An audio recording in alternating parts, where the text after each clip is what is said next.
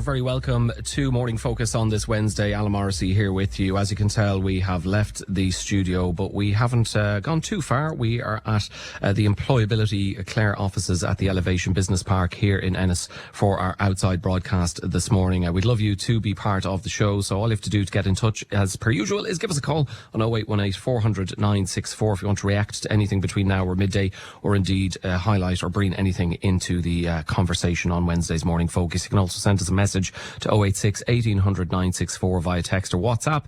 You can air your opinions in your own voice. Very simple. All you have to do is record a short voice note on WhatsApp and send that to us, or drop an email to focus@clare.fm. Lots coming up today. It being Wednesday, we will have this week's In Profile conversation, which is coming up later on. That is with the renowned Ilham Piper, Blackie O'Connell, and we have our competition as well with Shields Peugeot. But I did mention earlier on that we're feeling extra generous this morning. We have another competition. We've 3 family passes to Lahinch Leisure Centre to give away, and all the questions are EmployAbility Clare centred, so I guess Google is your friend.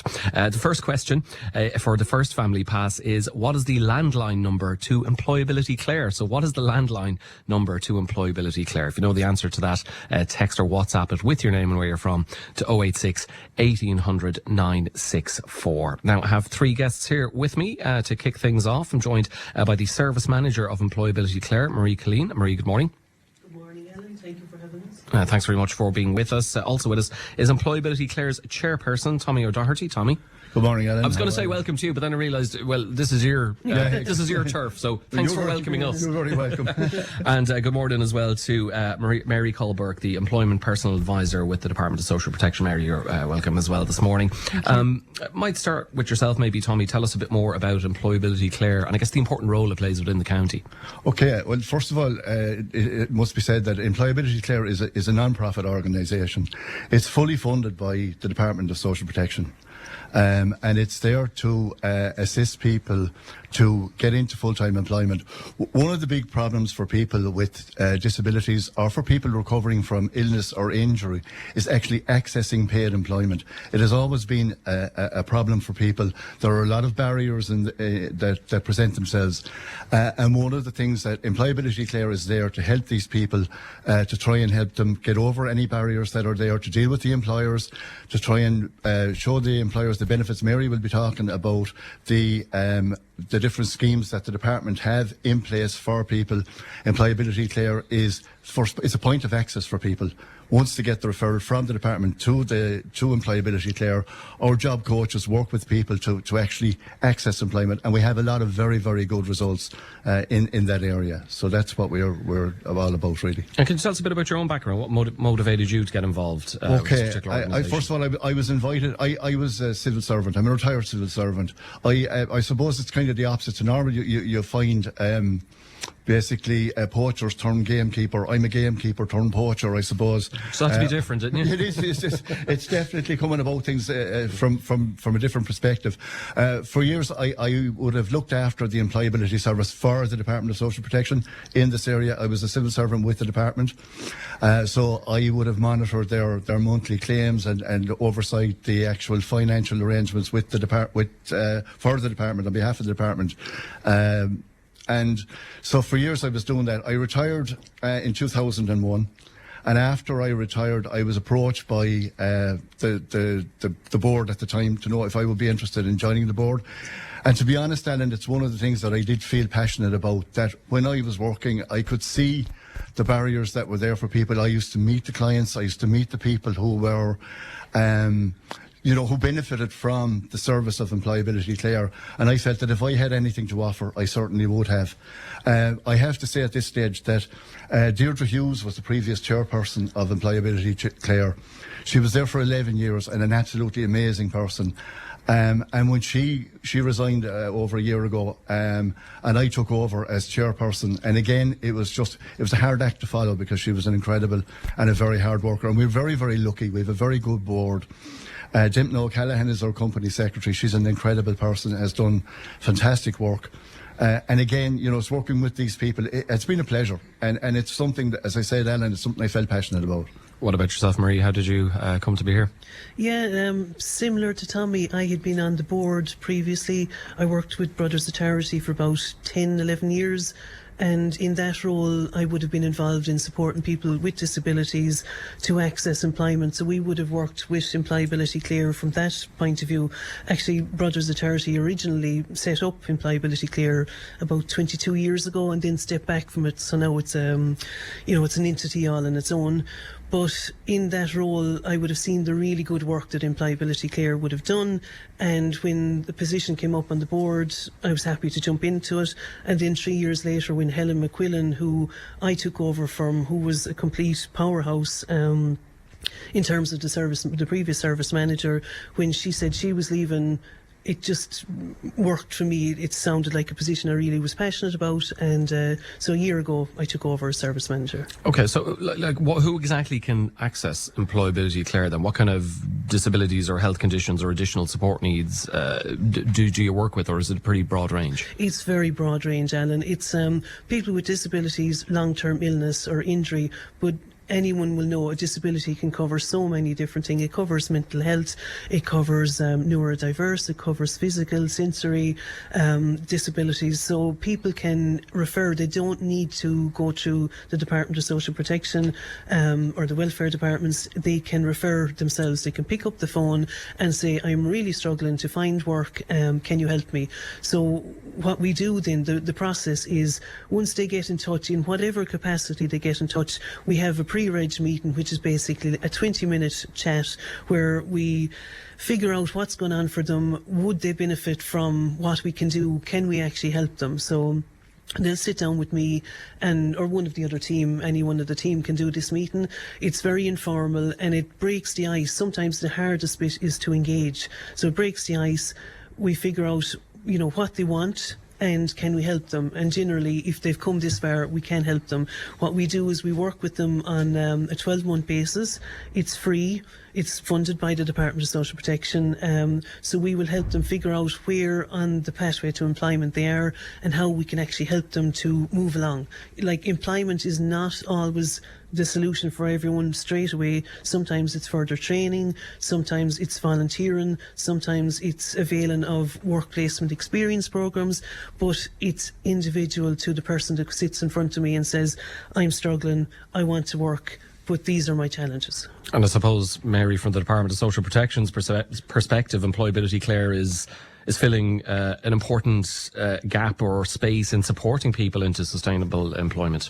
Absolutely, Alan. And, the aim of the Department of Social Protection is to promote active participation and inclusion in society for all of our customers through a range of things. We provide income supports, we provide employment service programmes and other programmes. But our mission really is at the heart of everything we do. So we work side by side in genuine partnership with EmployAbility to make sure that those opportunities and the guidance and support that our customers need is provided for them, that we assist them to get into the workplace. And EmployAbility, whilst we fund the scheme, is actively a real player in our work. And the whole purpose with EmployAbility and DSP in partnership, one clear objective: the customer is at the centre of the service. We have customers with various needs and supports that are required. We deal with customers with health conditions, acquired injuries, a disability that they may be born with, but each person has a contribution to make in society. So we, with EmployAbility, assist them to find that meaningful work. But not only when they find the job, it's very important that they actually are able to sustain it and stay in employment. So this is where EmployAbility provides that support to us. They work one-to-one with our customers to help them to sustain the job, to settle in the job, to succeed and to gain this meaningful employment.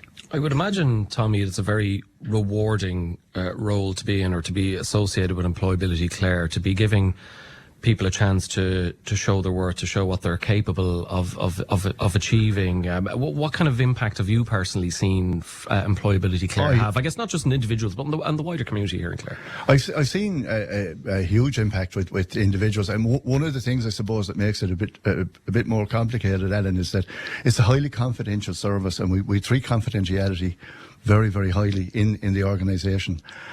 So there's a lot of stuff that we don't want to identify people who may not wish to be. One of the problems with illness or with injury or dealing with a disability, it's a very individual thing. And it varies. Some people are quite happy to talk about their backgrounds, what has happened to them. Other people find it a bit more difficult. So it is a very personal thing, and it is understandable. So, but I have in my role, particularly with the department, I came across many cases where people had kind of almost gone to the bottom of the barrel, felt like there was no place to go, and all of a sudden, having been introduced to a job coach in employability who worked with them, getting them even, 10, 15 hours work a week, it's a huge thing. And all of a sudden, it totally, absolutely changed somebody's life. It's just incredible. A lot of us who are working and have worked all our lives take employment for granted. For somebody with a disability, or for somebody who's recovering from illness or injury, the prospect of a job can be so far out there. We're so far behind in European terms. Like, I'm just looking at a few stats, and I'm not going to bore people with statistics, but the bottom line, like 32.6% of people with disabilities have employment in Ireland. That compares to a European average of 51.4%. Okay, so we're 20% behind. As I think it was Bertie Ahern said many years ago, a lot done, a lot more to do. I think we have a lot more to do in terms of trying to level the playing field. And again, these cliches, but trying to level the playing pitch for people, make employers aware of what is available to them. And I know Mary will talk about the wage subsidy scheme and about different schemes that the department have, but these things are there to help people. They're there for a reason. And it's great to see that. And when it has worked for people, and I have seen it where it worked, and it worked big time. And there's still a lot of people who would have come through our system here who are still employed today and very happily employed. And even if it's 15 hours, if it's 10 hours, whatever suits that person, that's so important. I suppose, though, Marie, you're doing what you can here at EmployAbility Clare to try and bridge that 20% gap from the employee and employer side of things, be it the employee. I presume you're taking them through every step, be it, CV preparation, in-work support.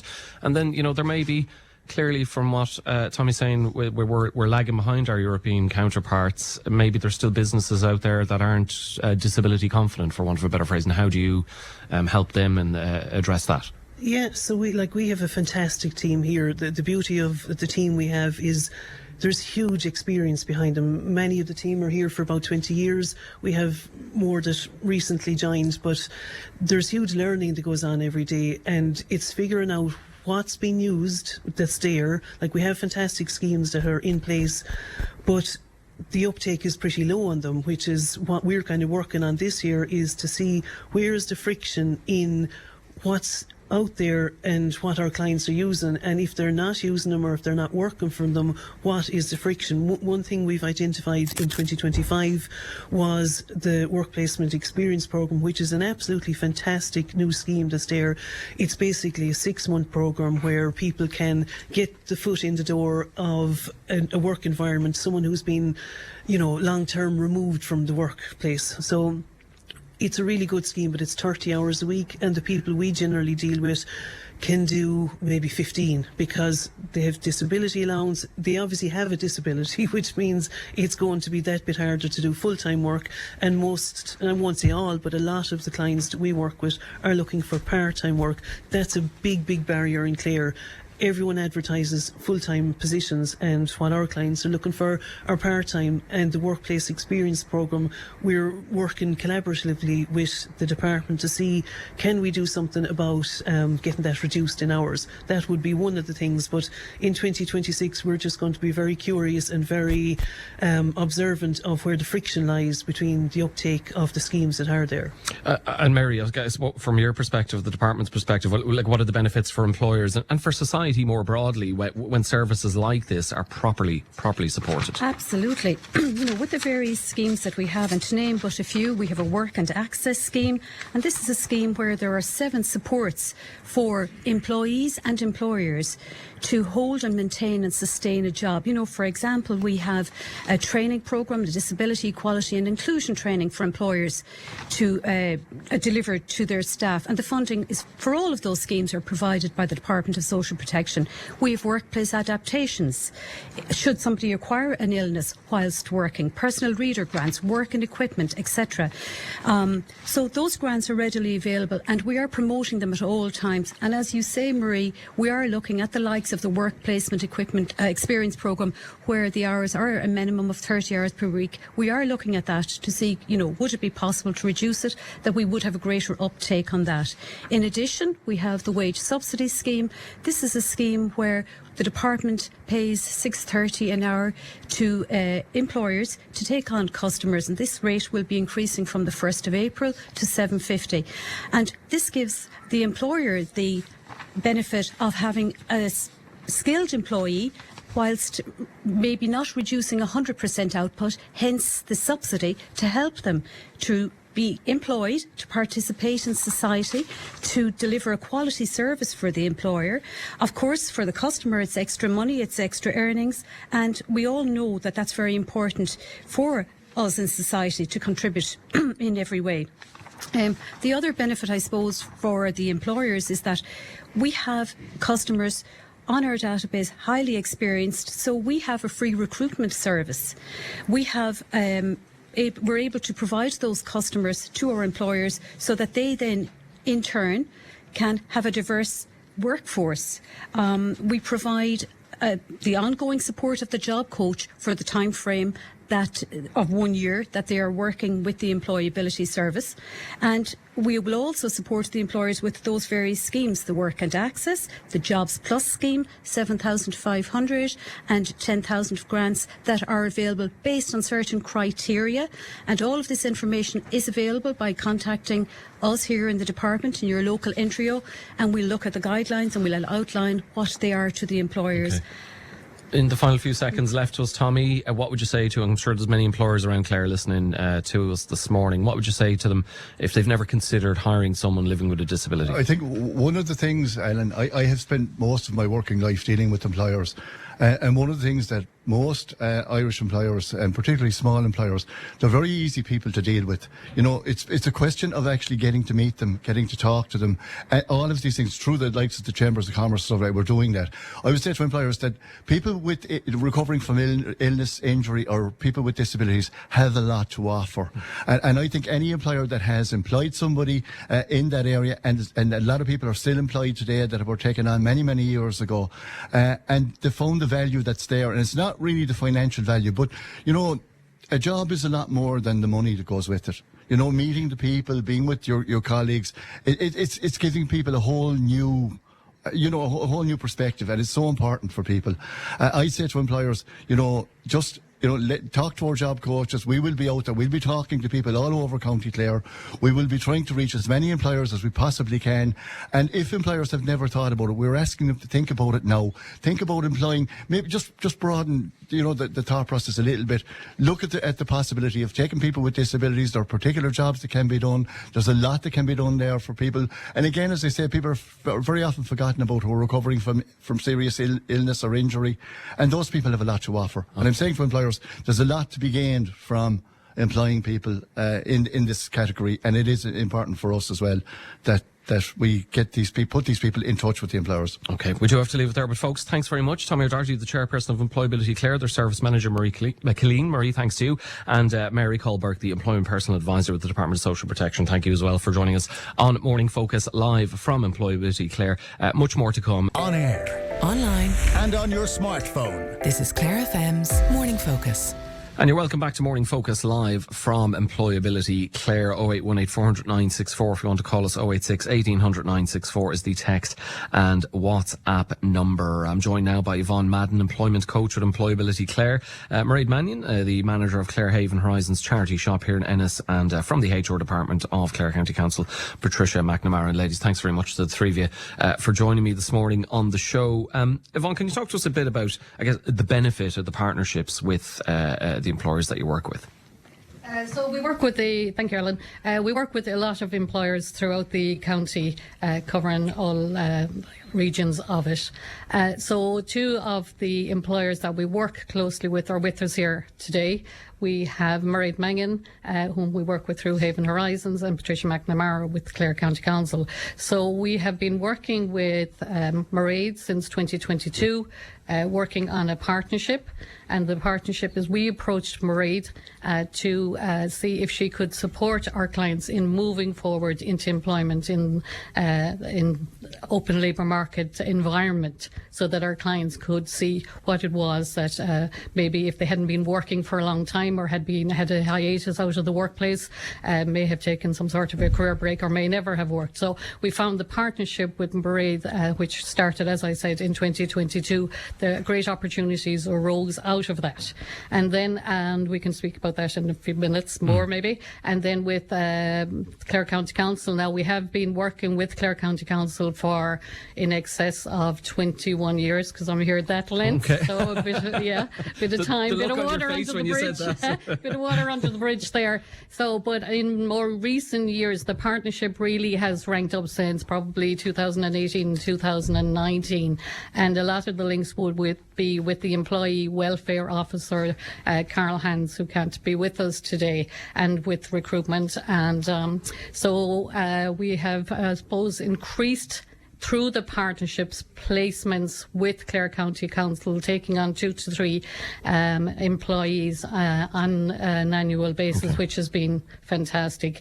And a lot of those would be in different departments, so our clients are getting an opportunity to get out there into the work. They're 6-month partnerships that can evolve into 12 months and 18 months. So it's very much getting the experience of interview. What happens initially is if a position comes up, and Carl has been instrumental in working with the team in the council, and they've supported from the top down in looking at opportunities for our clients, a lot of which have been, say, in housing, reception, in clerical officer, in administration, in through the different departments, through motor tax, through environment, through rural development, through enterprise. We've placed in the canteen and in different parts of the municipal districts as well. Okay. So the benefits are fantastic for our clients to absolutely move forward and work, get the opportunity and gain skills and experience, references, go through contracts, induction, interview. So you help them with a lot of various steps along the way. And Mairead, before I ask you about how beneficial this partnership has been for you guys, tell us a little bit about the Clare Haven Horizons charity shop here in Ennis, one I'm quite familiar with. Yeah, indeed. Well, Clare Haven Horizons, we run a very busy charity superstore in the Gart Road Business Park. We sell a wide range of fashion, furniture, home store items donated by members of the public. And so, the proceeds from this social enterprise provides an independent stream of income for a very well-known Clare-based charity, Clare Haven Services, which offers frontline domestic abuse services, and also the prevention and education work carried out nationally by Haven Horizons with the aim of ending gender-based violence in Ireland. So we were delighted in 2022 when we realised that we could partner with EmployAbility Clare, because we very much have a policy of equality, diversity and inclusion as our recruitment policy. And by its nature, as you probably know, charity retail is incredibly labour intensive, and so... And you've a big setup there as well across the various shops along that... Absolutely. Yeah. We're industrial scale charity retail, if you'd like to call it. I like to see ourselves as maybe the second-hand sector. If you compare Lidl or Aldi, people go into Lidl or Aldi, they come in to buy a book, or yourself, you come in to buy... Come out with a set of skis. You come in to buy a CD, and you go out with, a three-piece suite.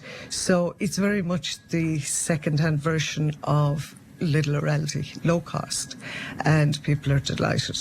So, volunteers and people on work placements are absolutely they're the lifeblood of the charity. Apart from the donors, obviously, we wouldn't have a large charity shop if we didn't have donors, but we depend on the volunteers. And so to get people on work placements is fantastic for us, because by its nature it's highly labour intensive, and so we need lots of bodies on the ground to get us through the day. And it's been fantastic. A lot of experience from it as well. Yeah, it's been fantastic to work with EmployAbility Clare. They're so easy to work with, and the whole process was easy. The application forms for though the clients who joined us was very simple. Just time pretty tight, Patricia. I'd just love to get your perspective on, Yvonne told us quite a bit about how beneficial it's been for the council and the HR department. Yeah. How do you see it? Yeah, so it's been really great. We've a really strong relationship. We take 2 to 3 people every year from EmployAbility Clare. They get paid experience. They've paid the normal salary scales that any other staff member. They gain new experience, new skills, and they gain in confidence, and it leads to pathways then to get permanent employment. And some of our people that we have worked with are back in as permanent employees, and so it gives them that pathway. It gives them a pathway and to go on and do really great things. They're really valued members of employees for the council, and it's gone from strength to strength. So it's really been mutually beneficial, I suppose, and they're supported employment as well. So Yvonne would support them from employability point of view, and we have a welfare officer from Clare County Council, and even the line managers and the team would support the person, and to give them the best opportunity that they can, to thrive in the environment. Yeah. Okay, it's been really good. Unfortunately, we do have to leave it there, but Patricia McNamara from the local authority's HR department, thank you very much. Mairead Mannion from the Clare Haven Horizons Charity Superstore, thank you. And the employment coach at EmployAbility Clare, Yvonne Madden. Yvonne, thank you very much for having us here as well. Thank you. We are coming to you live from EmployAbility Clare's offices here at the Elevation Business Park in Ennis. You're back at Elevation Business Park, where we are coming to you live with Wednesday's morning focus from EmployAbility Clare's fantastic offices here, I must say. Every panoramic view out the window. It's 0818 400 964 to call the show. You can also text or WhatsApp us 086 1800 964. Come on air yourself if you want to express your views and opinions, or even introduce another topic or issue into the conversation. Send it via WhatsApp, a short voice note, or you can also send us an email if you want to put more detail in there. focus@clare.fm is our address. Lots of messages coming in on the Clare Abbey roundabout. The Mayor of Clare, Paul Murphy, and the Clare Castle fellow Clare Castle person, the Sinn Féin councillor Tommy Guilfoyle, joining us to chat about the concerns and the frustration over the proposed safety measures there at the Clare Abbey roundabout. A listener here has been in touch on our text line to say, in relation to the Clare Abbey roundabout changes, the consultation meetings before Christmas, in their view, were at dates and times not suitable to most people. They say the link road from Skehanna roundabout to Quinn Road needs to be put in place. This would relieve a lot of traffic on the Clare Abbey roundabout. They favour the underpass option. So any more on that, that is the number 086 1800 964, like our listener there, if you want to get in touch. Loads of competitions as well. We have 3 family passes to Lahinch Leisure Centre to give away. Just to let you know, the winner of our first pass, because we're going to be giving away another one now, in the first hour of the show, asked you what is the landline number to EmployAbility Clare. It is, of course, 065 68 44 007. The person who was quickest out of the traps with that answer was Mary Doyle in Corrafin. So well done to you, Mary. You've won a family pass for Lahinch Leisure Centre. But as I said, we've 2 more to give away. So we're giving away our second one now. And the questions are all EmployAbility Clare related. And the question for this hour is, what service do EmployAbility Clare provide? So if you know what service EmployAbility Clare provides, send it into us on our text and WhatsApp number 086 1800 964 with your name and where you're from. We'll let you know the winner of that second pass a little later on in the show. Of course, we're running a competition all this week on Morning Focus as well. That's with Shields Peugeot, who are running their brilliant Peugeot Open Week at their brand new showroom. That kicked off on Monday and it's running up until this Saturday. Incidentally, they're open until 6 p.m. weekdays, 4 p.m. On Saturday as well, if you want to get in there on the 24th. And we have another €50 fuel voucher for their service station at the Gort Road in Ennis to give away. We're asking you what the most impressive thing you've ever seen is. And Phil, Prendergast and Peter as well, good morning to you. Phil says, coming back from Australia, thinking it was beautiful and I would love to live there, but as my flight was coming into Ireland, I just saw the beauty of my own country and couldn't believe how it was under my nose all along. Well, you know what they say about, I suppose what's on your doorstep, you don't take much heed of it. And I can see out the window here it has been raining, but I guess that's why this country is so green. So you have to take the rough with the smooth, don't you? Anyway, like Phil, let us know what the most impressive thing you've ever seen is on 086 1800 964. The stories that matter. Giving it to you first. Morning Focus on Clare FM. And you are listening to Morning Focus live from EmployAbility Clare. And before the break, you heard this week's in-profile conversation with the renowned uilleann piper, Blackie O'Connell. Just a reminder that the video of my in-profile chat with Blackie will be posted on Clare FM's Facebook page from midday today. And if you think that you or perhaps even somebody else you know would make an ideal guest for in-profile, we'd love to hear from you. So get in touch and let us know your story or their story. You can do that by calling 0818 400 964. Send us a text or WhatsApp message on 086 1800 964. Or email us with some of your details or the details about their story to focus@clare.fm. You're very welcome back to Wednesday's Morning Focus live from EmployAbility Clare's offices located at the Elevation Business Park in Ennis. It's 0818 400 964 if you want to pick up the phone and give us a call to react to what you're hearing on the show or any other matters. You can also message us, text or WhatsApp 086 1800 964. Send us a voice note if you want to be heard on air yourself, or email focus@clare.fm. We've been giving away family passes to Lahinch Leisure Centre. We've been asking you a question in each hour for the individual passes, and in the second hour we asked you what service do EmployAbility Clare provide, and our winner, congratulations to Martina from Kilnaboy, who said provide and support employment opportunities for people in the area. So that's 2 passes gone, but we have 1 left to give away. So if you want to be in with a chance of winning our final family pass to Lahinch Leisure Centre, just let us know where EmployAbility Clare's head office is based, and I have given countless clues throughout the course of the show, so get in touch straight away with that answer, your name and where you're from, to 086 1800 964. I'll announce the winner of that final pass before we sign off just before midday, as well as letting you know the winner of the latest €50 fuel voucher for Shield Service Station on the Gort Road in Ennis. For that competition, we're asking you what the most impressive thing you've ever seen is. 086 1800 964 on that. Lots more to come in this hour. Later on, we're going to be joined by Frankie Coote. We'll also have Tommy Corbett stopping by with financial advice. But kicking off this hour is a chat that I had recently with Deirdre Ball, the Communication Liaison Officer and Employment Coach with EmployAbility Clare, and Stella Sloan, lecturer in Shannon College of Hotel Management. During our conversation, Stella told me about a serious accident she had 10 years ago. She outlined her rehabilitation back to work and how this involved linking with Headway, then EmployAbility Clare. She started with the service in 2019 and transitioned back to work shortly after. And Deirdre explained how she and EmployAbility Clare play their important part in Stella's journey back to the workplace. So here's our conversation. I am joined for a chat by Stella Sloan, who's lecturer at Shannon College of Hotel Management, of course part of University of Galway, and Deirdre Ball, Communication Liaison Officer and Employment Coach with EmployAbility Clare. Ladies, a very good morning to both of you. Good morning. Good morning. Good morning, and thanks for coming in for a chat. Stella, can you talk to us a little bit about your role as lecturer at the college, how long you've been working there, and what subjects or areas you teach and what you enjoy most about it? Sure. I suppose the main thing is I love working with young people. I mean, certainly that has been a huge advantage, and we're very blessed. We have some fantastic students in Shannon, and I have been there since 2001 when I started, because I very much come from a hotel background. I grew up in East Cork near Ballymaloe House, and I started working in various other properties, 5-star properties around Ireland and in the UK, and then I joined Shannon. A part-time position came up in during that time, and then a full-time position came up, and I joined them then in 2001. And I suppose what my main area would be around rooms and accommodation services and accommodation management, around standards and room design and all of that.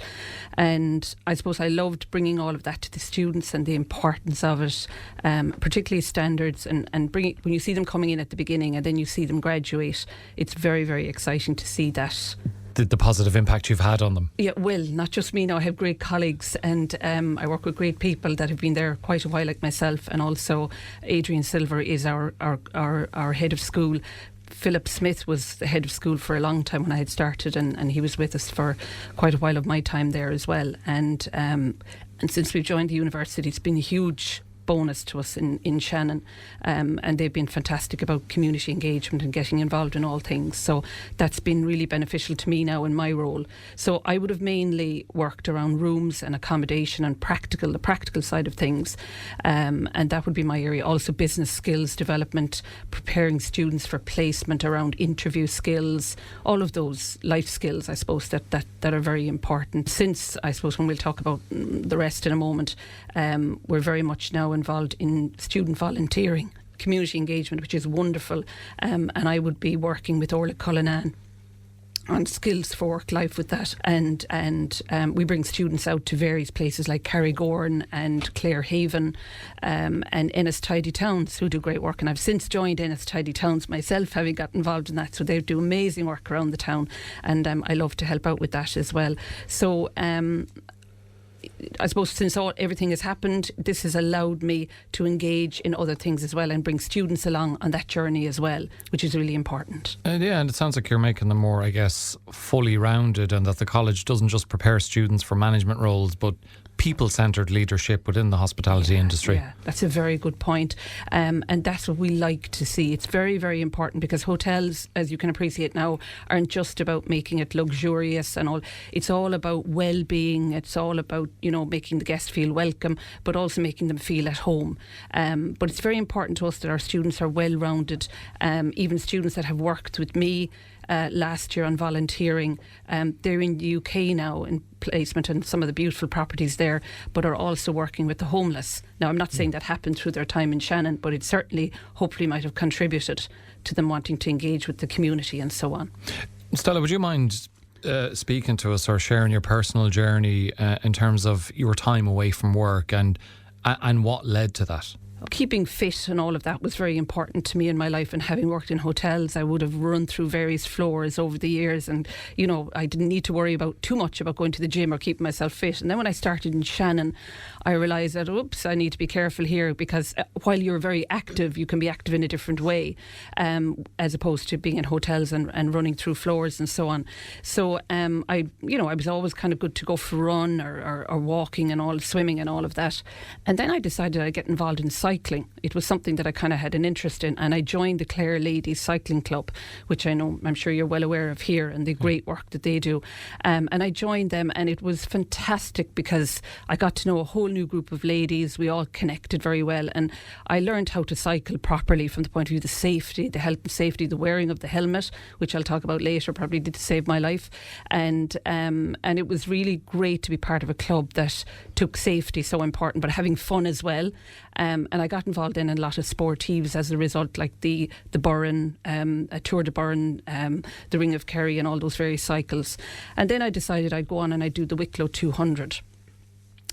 Which I did in 2015, and I suppose I could see a lot of injuries that happen to people on that, people with broken collarbones and so on. And there's a lot of climbing in that, and I liked climbing. I liked doing that side of it. Coming down the other side might not have always worked very well. I've had my few falls over the years, but so in 2016 I did it again. I said, sure, I'll go back and do it again. And I suppose that's really where this brings me to my story of where it all went a little bit wrong. Yeah, tell us what went wrong and how wrong did it go? Okay, well, it was a very wet morning. We'll start with that, and a very dark morning, and I headed off. My husband and my young child of 4 at the time, our only child, and they were staying in we were all staying in Greystones, and I headed off at 6 a.m. on my own. There wasn't anyone else in the club that were going to be doing it at the time. It was an odd time of year as well. People were on holidays and so on, but I decided I'd go off and do it anyway. And I remember, I suppose, up to the first 80 kilometres, and I can recall that. But after that, all I can remember is waking up in Beaumont Hospital. And what had happened is I had come off on one of the downhills. There were some very sharp very, very sharp downhills, almost like coming down the side of the wall. And I must have come off and crashed, and there was a car coming the other way, but the car didn't hit me, to my knowledge. But when I was found, they had said that the back of my helmet was completely crushed, and they were going to bring me to Tala, and they rang my husband straight away, because when you wear the bib, you put your contact details on the back, and that's so important for everybody to know, because he was contacted immediately. And then they said, we'll bring me to St. Vincent's, and then when they realised that it looked like I had a brain injury, they brought me to Beaumont. And that's where I had a brain bleed, and collapsed lung, and then scaphoid was broken, and my collarbone. So I suppose it was all of that and everything else in between that was the beginning of my journey then. How lengthy was that journey? Can you explain the challenges you faced when considering a return to employment, and how Headway, EmployAbility Clare and also Shannon College supported you during that period, which must have been difficult? Yeah, very difficult. And I was very keen from day one in Beaumont. I can even hear myself saying it. I really need to get back to work. I need to get back to work because I've always loved my work. You know, I've always worked all my life, and you know, it was very important to me. And I can still remember going back to the consultant 3 months later, and he said, "You love your work, don't you?" You know, because you were the one. He said, "Are you back at work yet?" And I said, "No, I'm not." And he said, "Well, there you go." But the university were fantastic and so supportive of me getting back, and my job was always there. Philip Smith, who was the head of school at the time, and Adrian Silver was deputy head, and Adrian is head of school now. They were all fantastic, encouraged me to get back. HR with the university were constantly, not constantly, but checking in on me, letting me know that my job was there, everything was secure, and just to give me time. But I knew my heart of hearts it was going to take time. So Niall Pender, who was the consultant in Dublin, he recommended Headway in Limerick. You know, when he was doing all these various tests on me, and he said that they would be fantastic to give you, support. And Julie, they did, Richie Reeves and Rella and all the people there. And then they eventually then said, look, employability is who you need to talk to, because employability, you know, as it says in it, it's the ability to employ and get you back into the workplace again. And they put me in touch with the Clare branch. And that really is where my journey began then with Deirdre and all of the great people in employability and the great work that they do. So you had a lot of support there and reassurance from the various parties as to, you know, security of tenure and all of that. Yeah. Were they flexible as well in terms of when you came back, maybe doing fewer hours, maybe letting you go home when you needed to? And how did that work in the gradual increase in hours and responsibilities? How did that help in terms of you transitioning fully back into the workplace? Yeah, very good. Well, when I was in discussion with them, and you know, I suppose the thinking was that I'd eventually get back to full time and all of that. But you know, my husband reminded me every so often, and he was obviously Finny and a very important part of my life, and you know, reminding me that look, I don't think you'll be full time. You know, I think you'll just have to go back very gradually and see how it works. So when Deirdre, my beacon of light, got involved through employability, she sort of advised me and said, now Stella, you know, you may not be able to do what you did before, but maybe you need to reinvent yourself. So I sort of looked at Deirdre and I said, reinvent myself at this stage of my life, I'm not so sure. So it was very difficult because I was going back into the same workplace, which was different for Deirdre as well, where she would be, employability could be finding work for people in other areas, but I was in the college going back to my old place of work, which probably brought its own challenges because I wasn't able to probably get back to where I was before. I wasn't. And I wasn't able to teach the areas that I was involved in. So I had to look at other areas, as we said, to reinvent myself. And the college were very supportive of that. And it was very much saying, look, give it the time, you know, and work through it, and we'll see what happens. And yes, they were very flexible around it, because fatigue is a terrible issue with a brain injury, you know, and nobody ever really understands it until you go through it. It's beyond tiredness, you know. And Deirdre, can you talk to us about how EmployAbility Clare work with the likes of Shannon College of Hotel Management, and what it means to you to see this kind of full circle moment, supporting individuals into employment while also educating future hospitality managers? We've created a fantastic partnership, because initially when Stella came into the service, really what she needed was just that kind of guidance, because Stella, it wouldn't have worked for Stella if she didn't want to go back to work, and she really wanted to go back to work, and she had a fantastic supportive employer. And she had already proven like how many years of being in employment. So it was really creating the space for her to go back and say, I'm here and I need a little bit of support in X, Y and Z. And I suppose that's where the conversation would have started, when I met and we had that meeting with Philip at the time, who was the head of the college, and since is now Adrian. And on that day, the four of us sat around and talked about that and how it was going to work. And Stella often reminds me that I actually was asking the employer more how they were than her on the day. And we make a laugh out of it, because we had spent so much time talking to each other in our own one-to-one meetings, because we're individualised approach. That's what we do. Every employment coach in EmployAbility Clare, it's a one-on-one conversation, and we're confidential, and it's all about that person. But when I sit opposite an employer, I'm asking them, how are ye as well? Because if both aren't on board, it's not going to work.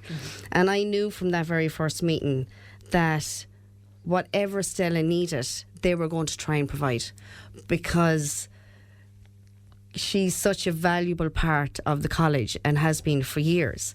So I suppose what happened then is, as time went on and Stella went back on very small hours, and we were only chatting about this the other day, like she started back on 6 hours, 2 days a week. That's right. And it was really, really slow. And now it's gone to 2.5 days a week.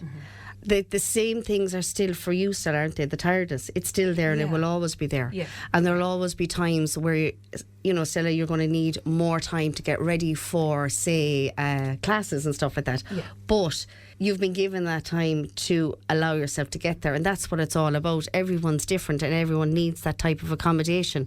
Once you find the accommodation and once you have an employer on board, it can be plain sailing after that.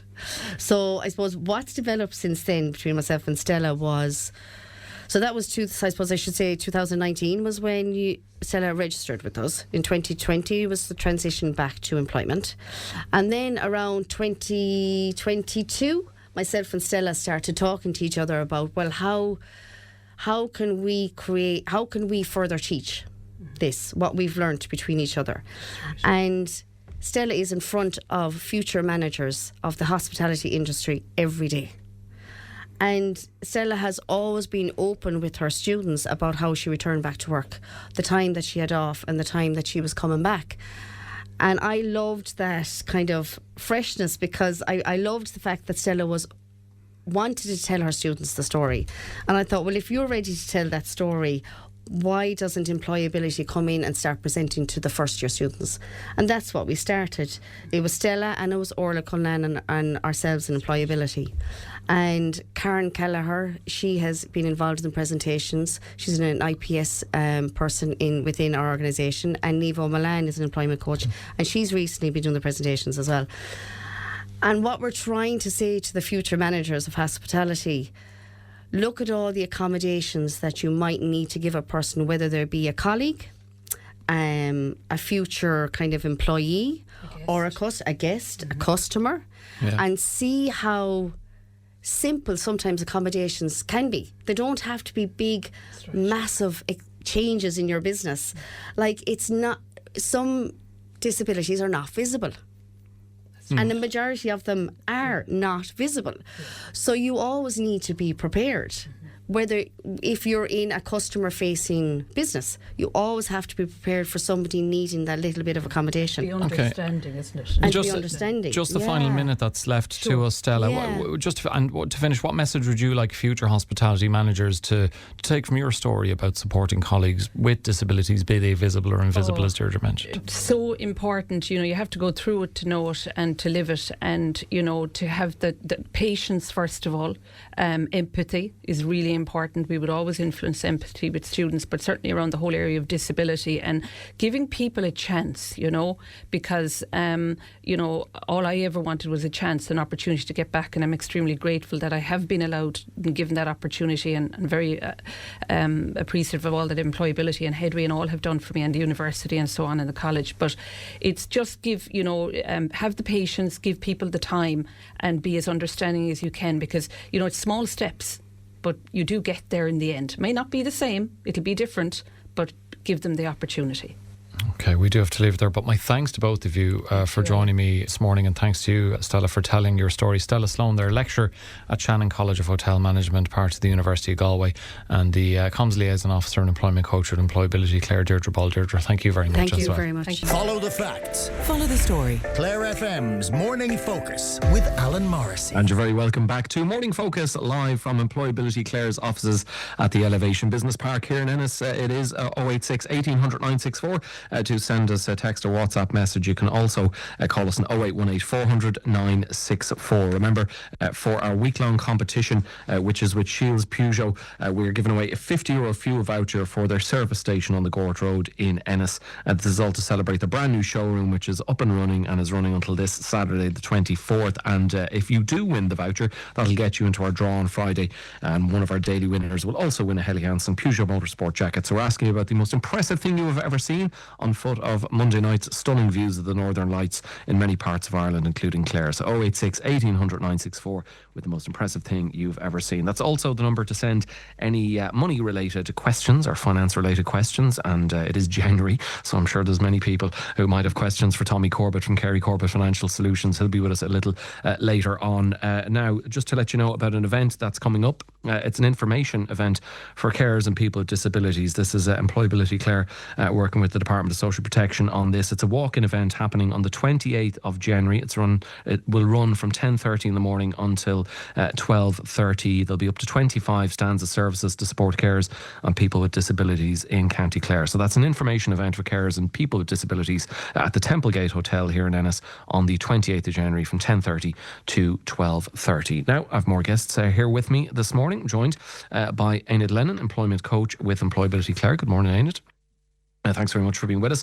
The co-owner of Hotel Woodstock, Elaine Lally. Elaine, how are you? Good morning. How are you? I'm very well. Good morning to you. And also with us is the owner of Kilmartin Educational Services, Julie Kilmartin. Julie, thanks for joining us. Good morning, Alan. Good morning, everyone, and to all the listeners. Thanks to the three of you for being with us. So, Enid, talk to us a little bit about the benefits of linking with local businesses. Clearly, we've gotten the impression across the show, EmployAbility Clare working with many businesses throughout the county.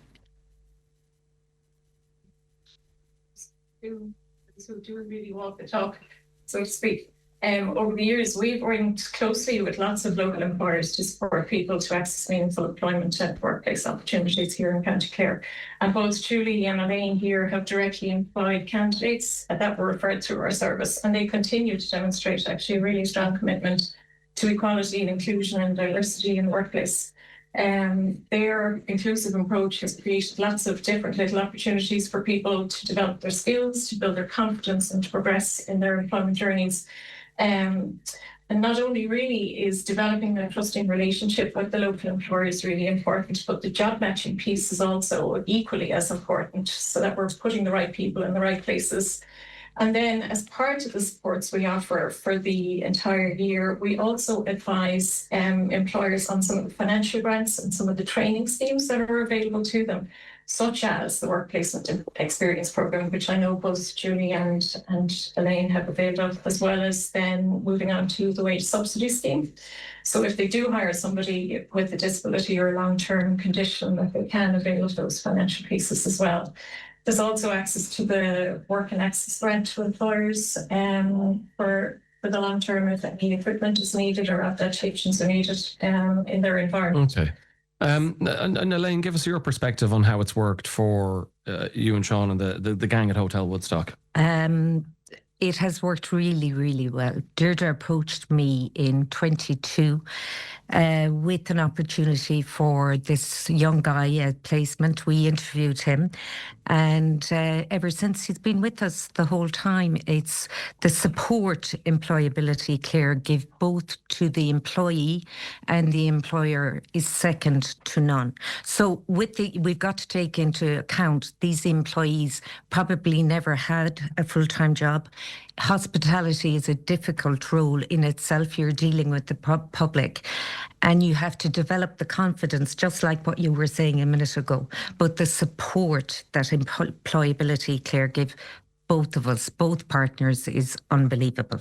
And what kinds of roles or employment opportunities have been created at Hotel Woodstock through this link? Because we as you kind of alluded to, it's a busy place. There's a lot of people staying there, a lot of different staff needed to keep it running smoothly. There's always room for more. There's more. There is. Why look at me specifically like that? I'm busy enough as it is.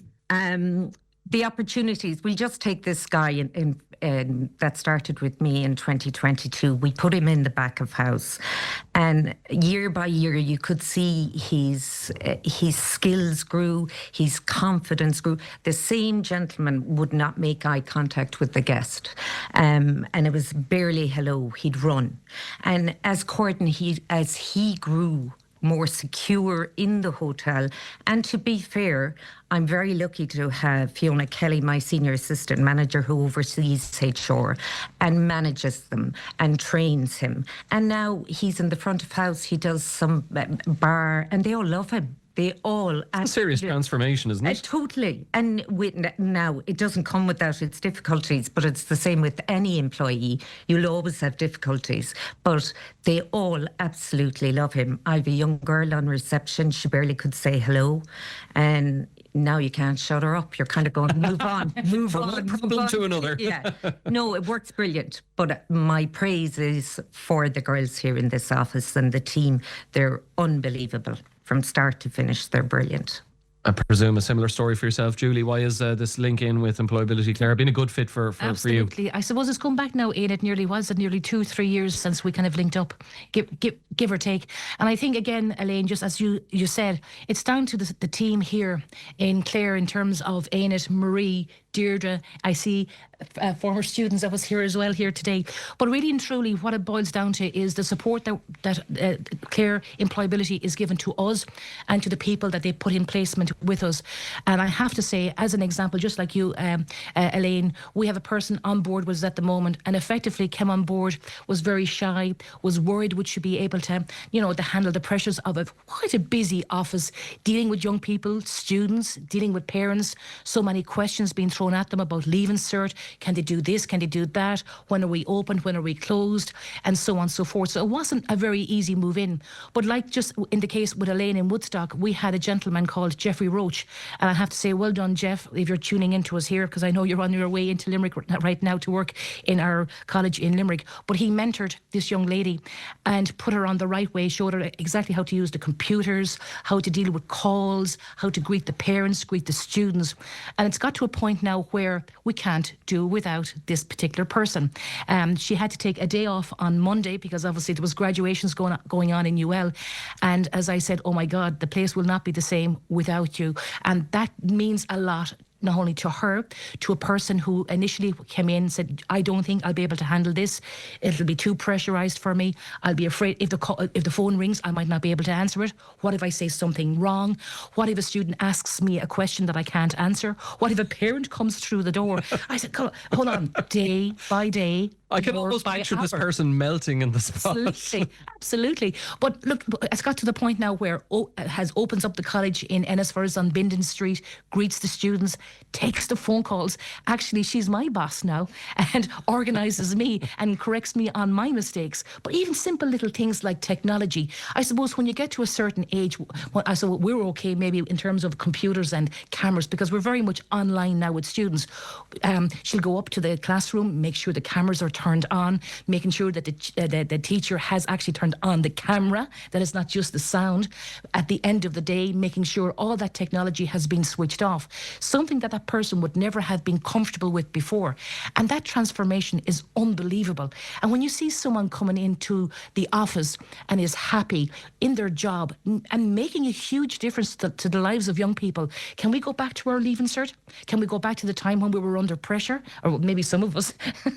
And can I just say, I don't want to go back to the time I leaving cert. Exactly. But when you have that friendly, kind person, just like in the Woodstock Hotel, when you have that nice person meeting and greeting the people coming through the door. I think you said earlier on in the conversation, Elaine, how standards may have fallen in certain hotels, but certainly that's not the case in Woodstock. When you've got these staff members in there looking after the clients coming through and the customers, by the same token in it, when we have that in our business inside in Limerick or be it in Ennis, and that kind person meeting them, and to get up in the morning and to go to work and to know that you're going in making a difference to the lives of young people, I think you can't buy that experience. Yeah, that really, just listening to Julie and Elaine talking there, and it shows, two clearly very busy businesses with a lot of different elements to the particular roles there.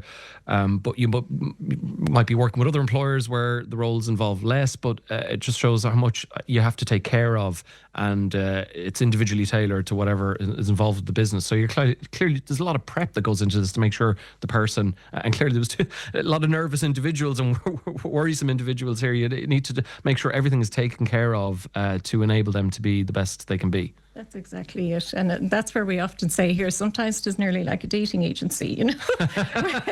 We're trying to match the people and their skills with the employers and get that exact right fit. And there's a lot of time and effort and you know, emotional investment in that as well.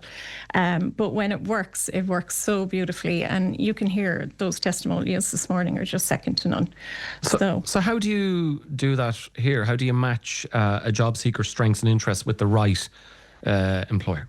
We spend a lot of time in the initial phases when we get people in the door, getting to know them and really working out what their strengths are. And we work very specifically on a strengths-based program. So once we have those down and we can figure out what people's own values are as well and put the time and effort into that and build those up for those particular individuals, it's only then at that point that we start moving out towards meeting the employers and knowing where this beautiful fit will actually come. And more often than not, we do find it. And Elaine, you've become a board member of EmployAbility Clare at the end of last year. So I guess that's a sign of how key this relationship is and how well it's worked. What motivated you to take on that role, particularly as we've heard Hotel Woodstock, busy place? How many hours in the day do you have? I know. I was delighted and honoured that they approached me to go on the board. I feel the journey with EmployAbility Clare and Hotel Woodstock has been an extremely successful one, but I think I have a lot more to give. Maybe Sean, you know, I would think that Hotel Woodstock would have an awful lot to bring and offer EmployAbility Clare. The first time I met these girls was at the Chamber Awards, and I knew I made the right decision on the board. I had never met them before, these ladies, and I have never encountered such a vibrant, positive, enthusiastic team as these bunch of ladies, and how passionate they are about it. And I'm really looking forward to my journey as a board member in EmployAbility Clare. Julie, has working with EmployAbility Clare, has it changed how you approach recruitment or support within your organisation in general? Has it given you a whole new view of things? Absolutely. And I think when I first got to know Enid, it was through Ursula in EmployAbility Limerick, and for various reasons, obviously, we have taken people on as well through our Limerick College. But in particular to Enid, I've got to a stage now where I trust Enid in she's sending people to me. We meet and we see if it's compatible, if we feel that it's going to work for that individual. Absolutely, we take them on, and it has been immense for us. But again, as Elaine alluded to there, without the people in EmployAbility Clare, the likes of Enid, the likes of Marie Killeen, and so on and so forth, it wouldn't be possible. And you make it so easy for us. And one thing that you often worry about is all the paperwork that's going to be thrown at you, and you have to fill in all these forms and be compliant with this and being compliant with that, and it has to be done. Yeah. But that's where Enid steps in, for us anyway, for sure, and makes that step very easy for us, and then connects up with the necessary, I suppose, agencies that are then going to kick in. Whereas us ourselves going on that road would have been very, very, very difficult. So when you have that ease of path to take people on, that makes a huge difference. Whereas what you do not need is all these blocks put in front of you, because a point will come in time where you'll say, look, this is just too much hassle. It'll be very difficult to get through this. And I think, Enid, thank you for that. Guramila Mahagat. And for all the staff that are here, that should be doing that on difference Godil, making life easy for a lot of people here, not just in the Clare area, but across the board. And that's taken Limerick into account. And I think very important, Alan, this has to be stated as well. None of us know exactly when we ourselves may require this service. We're all in busy lives. And Silla, I think I listened to your story there. That could have been me on several occasions at different points in my life where I've had several accidents. And I don't know, is it 9 lives that cats have? Well, I must be on the 9th one now at this stage, because I don't think I can. Be careful in future. Exactly. I had better be careful going down the stairs here. But that could have been me when I had a car crash. That could have been me when I ran my head into a railing through a simple accident. So that could have been me several years ago, coming to EmployAbility Clare or Limerick looking for that assistance. So going back, 3 or 4 years ago when we linked up with you, absolutely, we were absolutely delighted. But Alan, little did I know that I would be looking for this service through family members of my own. And on a personal note, I have to say thank you very much for taking us through, I suppose, our pathway with our family. And I have to say we've come to a successful conclusion this week after many weeks and months, without mentioning names, obviously. So on that personal note, I have to say thank you, because these are, I suppose, pathways that we wouldn't be familiar with, and you need people to guide you through it. So if there's anyone out there that needs this support, please come to the likes of Ennis and the team here. Or if there's any employers out there that might be tuned in this morning, these people, it could be me tomorrow morning, we can make a difference to your place of work. Just give us the opportunity. Please get the likes of Ennis, allow us to match up with what you may have as a place of employment.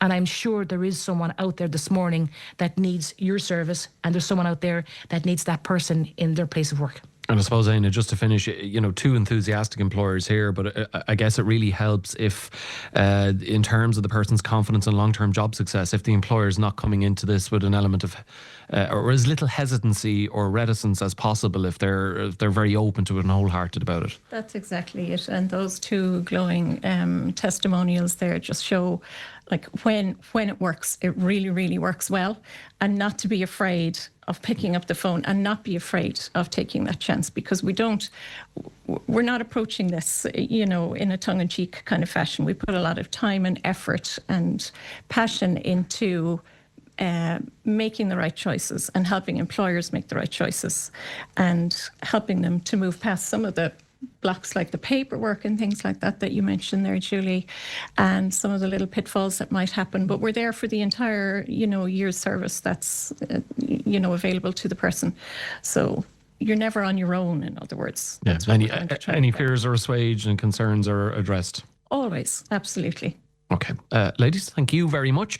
Thanks very much to the employment coach with EmployAbility Clare, Mairead Mannion, co-owner of Hotel Woodstock, Elaine Lally. Elaine, thank you. And also to the owner of Kilmartin Educational Services, Julie Kilmartin. Thanks very much for being with me here at EmployAbility Clare.